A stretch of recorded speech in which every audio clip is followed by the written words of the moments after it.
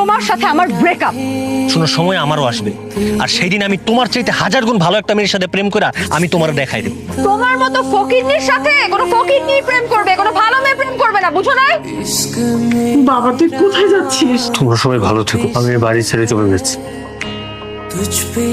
তোর বয়ফ্রেন্ড কি আদৌ আসবে?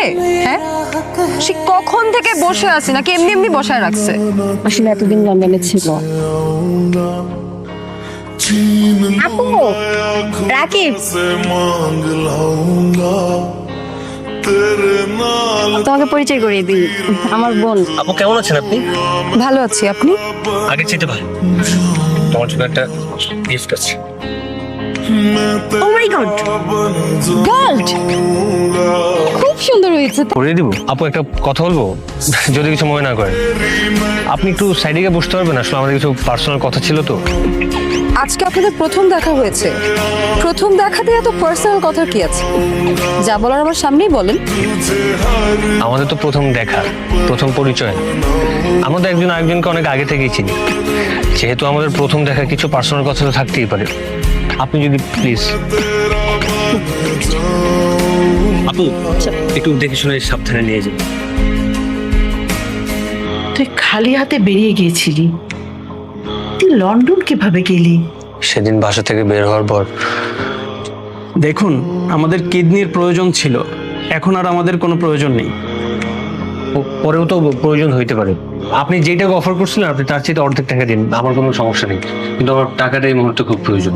ভাইয়া, আপনি বোঝার চেষ্টা করুন, কিডনি আমাদের ম্যানেজ হয়ে গেছে। মানে সত্যি কথা বলতে টাকাটা আমার আজকে খুব দরকার। আপনার টাকার এত প্রয়োজন, কি করবেন আপনি টাকা দিয়ে? আমি গ্রাজুয়েশন কমপ্লিট করেছি আরো 4 বছর। এমন কোনো সেক্টর নেই যে সেক্টরে আমি একটা জবের জন্য ট্রাই করিনি, কিন্তু সমস্যা তুই যে একটাই, আমার বাবা আমার অঢেল টাকা নাই, আমার বাপ চাচা খালু মামা কোনো লিঙ্ক নাই, তাই আমার কোনো চাকরি হবে। ইনফ্যাক্ট আমার ফ্যামিলির কাছে আমি এখন একটা বোঝা, আমার নিজেকেই তো এখন আমার কাছে একটা বোঝা মনে হয়। তাই চাচ্ছিলাম যদি কোথাও থেকে কোনোভাবে একটু টাকা পয়সা ম্যানেজ করতে পারি, সেই টাকাতে বিদেশ চলে যাবো। মন খারাপ করবেন না, আপনি এখন যে সিচুয়েশনে আছেন, এক সময় আমিও সেম সিচুয়েশনে ছিলাম।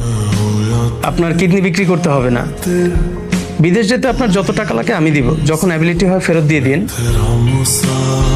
আপনি তো আমাকে ভালো মতো চেনেন না, আমার সম্পর্কে কিছু জানেন না, তারপর এতগুলো টাকা দিয়ে হেল্প করার জন্য আপনি রাজি হয়ে গেলেন। মানুষ মানুষের জন্য।